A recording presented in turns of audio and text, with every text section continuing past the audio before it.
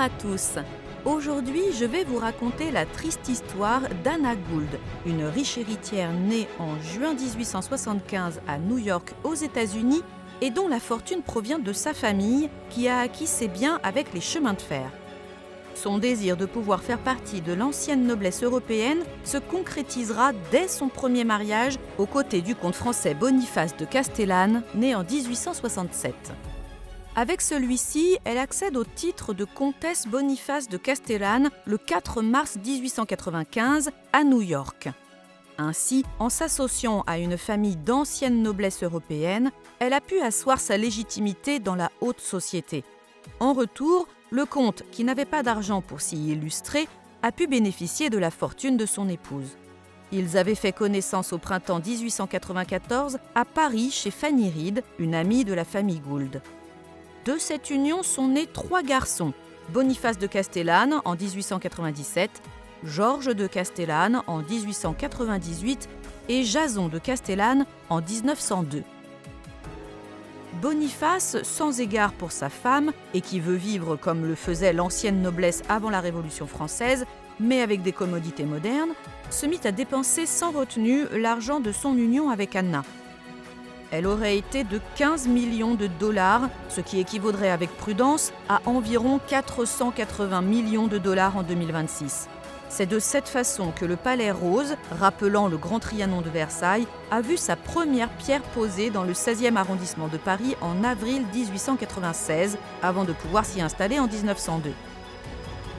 Vient ensuite l'achat d'un immense bateau de 1490 tonneaux, le Valhalla, en 1897.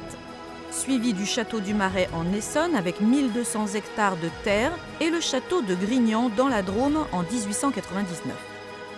Boniface les restaure et y fait des transformations, en plus de les remplir avec des meubles et des tableaux rares.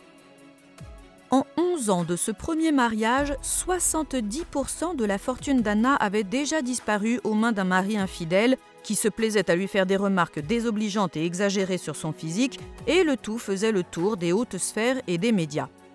Épuisée, elle congédie l'ensemble des domestiques. Elle s'en va avec ses enfants et le divorce est prononcé en novembre 1906. Anna Gould se remarie civilement le 7 juillet 1908 avec un des cousins de son premier mari, Élie de Talleyrand-Périgord, né en 1859 et prince de Sagan, puis duc de Talleyrand, ce qui la hissa au titre de duchesse de Talleyrand. Ce nouveau mariage n'en sera pas moins malheureux et pour conserver son titre, elle ne divorcera pas. De cette nouvelle union sont nés 2 autres enfants, Howard de Talleyrand-Périgord en 1909, duc de Sagan par renonciation de son père, et Hélène Violette de Talleyrand-Périgord en 1915, duchesse de Sagan. Sans Anna, Boniface se doit dorénavant de gagner sa vie. Alors, il se fait courtier d'œuvres d'art, en plus d'écrire un livre intitulé « De l'art d'être pauvre » précédé de « Comment j'ai découvert l'Amérique ».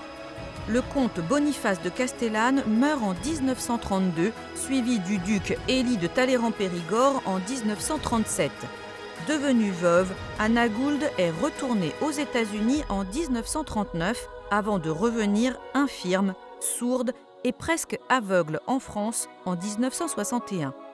Elle y mourut la même année et fut enterrée au cimetière de Passy à Paris.